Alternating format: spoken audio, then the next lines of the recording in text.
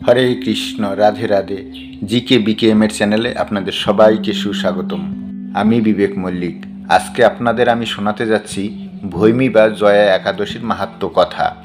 যে ব্যক্তি এই মাহাত্ম্য কথা শুনবেন তিনি হবেন অতি ভাগ্যশালী।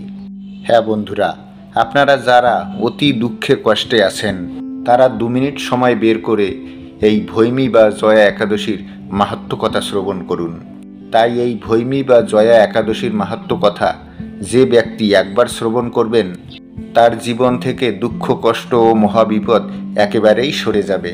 তাই বন্ধুরা, এই ভৈমী বা জয়া একাদশীর মাহাত্ম্য ব্রত কথা যদি আপনি একবার শুনে নিতে পারেন তাহলেই আপনার জীবন সুন্দর হয়ে যাবে।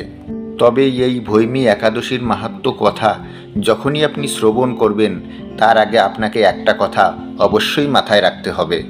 তাই আপনারা যখনই এই ভৈমী একাদশীর মাহাত্ম্য কথা শ্রবণ করবেন তখন ভুল করেও শুরু করে শেষ পর্যন্ত না শুনে ছেড়ে দেবেন না। তাই আপনারা যদি এই ভৈমী একাদশীর মাহাত্ম্য ব্রত কথা শুরু করে শেষ পর্যন্ত না শুনে মাঝখানে ছেড়ে দেন তাহলে আপনার জীবনে ভালো কিছু হবার জায়গায় বিপরীত কিছুও হতে পারে। তাই আপনারা যদি আপনার গৃহে সুখ শান্তি সমৃদ্ধি চান, আপনারা যদি জীবনে ধন সম্পত্তির মালিক হতে চান, আপনার মনে যদি অর্থপ্রাপ্তির ইচ্ছা থেকে থাকে তাহলেও সেটা সম্পূর্ণরূপে আপনারা পাবেন। আর যদি আপনার মনে ঘর বাড়ি প্রাপ্ত করার ইচ্ছা থেকে থাকে তাহলে সেটাও আপনারা পাবেন শুধুমাত্র এই ভৈমী বা জয়া একাদশীর মাহাত্ম্য ব্রত কথা শ্রবণ করার ফলে। তাই এই প্রসঙ্গে বিস্তারিত বলার আগে আপনাদের বলে রাখি, আপনি যদি আমাদের চ্যানেলে নতুন হয়ে থাকেন তাহলে অবশ্যই চ্যানেলটি সাবস্ক্রাইবার করুন এবং পাশে থাকা বেল বাটনটিও প্রেস করে রাখুন। তাহলে আমরা যখনই নতুন কোনো ভিডিও নিয়ে আসব সবার আগে আপনার কাছে নোটিফিকেশনের মাধ্যমে পৌঁছে যাবে। চলুন এবার মূল আলোচনায় প্রবেশ করা যাক। বন্ধুরা, মাঘী শুক্লা পক্ষিয়া জয়া একাদশীর ব্রত মাহাত্ম্য ভবিষ্যৎতা পুরাণে যুধিষ্ঠির শ্রীকৃষ্ণ সংবাদ রূপে বর্ণিত আছে। শ্রী গরুর পুরাণে মাঘ মাসের শুক্লাপক্ষের একাদশীর দিনটিকে ভৈবী একাদশী নামে অভিহিত করা হয়েছে। কল্পান্তরে বিভিন্ন পুরাণে বিভিন্ন নাম দেখা যায়। পদ্ম পুরাণ অনুসারে জ্যৈষ্ঠ মাসের শুক্লাপক্ষীয় একাদশীর নামে পাণ্ডবা নির্জলা বা ভিন শ্রেণী বা ভৈমী একাদশী। যুধিষ্ঠির মহারাজ বললেন, হে কৃষ্ণ, আপনি কৃপা করে মাঘ মাসের শুক্লাপক্ষের একাদশীর সবিশেষ বর্ণনা করুন।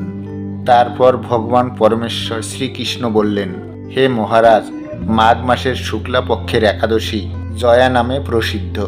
এই তিথি সর্বপাপ বিনাশিনী, সর্বশ্রেষ্ঠা, পবিত্রতা, সর্বকর্মা, সর্বকাম ও মুক্তি প্রদায়িনী।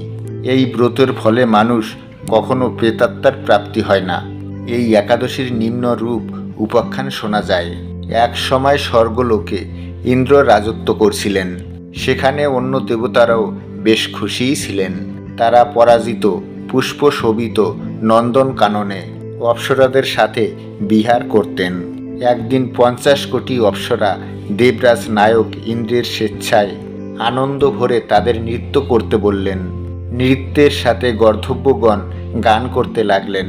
পুষ্পদত্ত, চিত্তসেন প্রভৃতি প্রধান প্রধান গন্ধর্বেরাও সেখানে উপস্থিত ছিলেন। চিত্রসেনের পত্নীর নাম মালিনী। পুষ্পবন্তী নামে তাদের এক কন্যা ছিল। পুষ্পদন্তের পুত্রের নাম মাল্যবন। এই মাল্যবন পুষ্পবন্তীর রূপে মুগ্ধ হয়েছিল। মাল্যবন্তী পুম পুম কটাক্ষ দ্বারা মাল্যবনকে বশীভূত করেছিল। দেবরাজ ইন্দ্র প্রতি বিধানের জন্য তারা দুজনেই নৃত্য গীতে সেই সভায় তারা যোগদান করেছিল। কিন্তু একে অপরের প্রতি আকৃষ্ট থাকায় দুজনারই চিত্ত বিভ্রান্ত হয়েছিল। সেখানে তারা পরস্পরের প্রতি দৃষ্টিবদ্ধ হয়ে দাঁড়িয়ে থাকল। ফলে গানের ক্রম বিপর্যয় ঘটল। তাদের এই রকম তাল মান ভঙ্গ ভাব দেখে তারা যে পরস্পর কামাসক্ত হয়েছে দেবরাজ ইন্দ্র তা বুঝতে পারলেন। তখন ক্রোধবশে তিনি তাদের অভিশাপ দিলেন, হে মূর্খ, তোমরা আমার আজ্ঞা লঙ্ঘন করেছ। তোমাদের ধিক, এক্ষুনি তোমরা পিশাচযোনি লাভ করে মর্তলোকে নিজ দুষ্কর্মের ফল ভোগ করো। দেবরাজ ইন্দ্রের অভিশাপ দ্বারা তারা দুজন দুঃখিত মনে হিমালয় পর্বতে বিচরণ করছিল। পিশাচ তত্ত্ব প্রাপ্ত হওয়ায় তারা অত্যন্ত দুঃখ ভোগ করতে লাগলো। হিমালয়ের প্রচণ্ড শীতে নিজেদের পূর্ব পরিচয় বিস্মৃত হলো।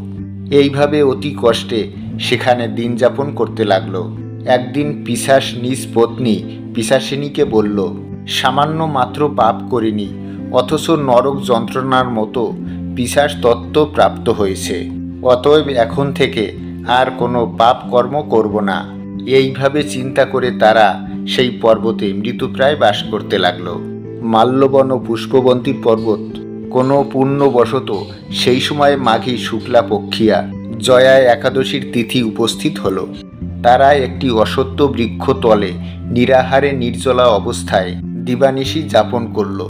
শীতের প্রকোপে রাত্রি অনিদ্রায় অতিবাহিত হলো। পরদিন সূর্যোদয় দ্বাদশী তিথি উপস্থিত হলো। জয়া একাদশীর দিন অনাহার ও রাত্রি জাগরণে তাদের ভক্তির অনুষ্ঠান পালিত হলো। এই ব্রত পালনের ফলে ভগবান বিষ্ণুর কৃপায় তাদের পিশাচ তত্ত্ব দূর হলো। তারা দুজনেই তাদের পূর্বরূপ ফিরে পেল। তারপর তারা স্বর্গে ফিরে গেল। দেবরাজ ইন্দ্র তাদেরকে দেখে অত্যন্ত আশ্চর্য হলো। তিনি জিজ্ঞাসা করলেন, কোন পূর্ণ ফলে তোমাদের পিশাচ তত্ত্ব দূর হলো? আমার অভিশাপ থেকে কে তোমাদের মুক্ত করলো? মাল্যবান বললেন, হে প্রভু, ভগবান বাসুদেবের কৃপায় জয়া একাদশীর ব্রতের প্রভাবে আমাদের পিশাচ তত্ত্ব দূর হয়েছে। তাদের কথা শুনে দেবরাজ ইন্দ্র বললেন, হে মাল্যবান, এখন থেকে আবার তোমরা অমৃত পান করো। একাদশীর ব্রতে যারা আসক্ত এবং যারা কৃষ্ণ ভক্তির পরায়ণ তারা আমাদেরও পূজ্য বলে জানবে। এই দেবলোকে তুমি পুষ্পবন্তীর সঙ্গে সুখে বাস করো। হে মহারাজ, এই জয়া একাদশীর ব্রত ব্রহ্মা হত্যা জড়িত পাপকেও বিনাশ করে। এই ব্রত পালনের সমস্ত প্রকার দানের ফল লাভ হয়। সকল যজ্ঞ ও তীর্থের পূর্ণ ফল এই একাদশীর প্রভাবে আপনা হতেই লাভ হয়।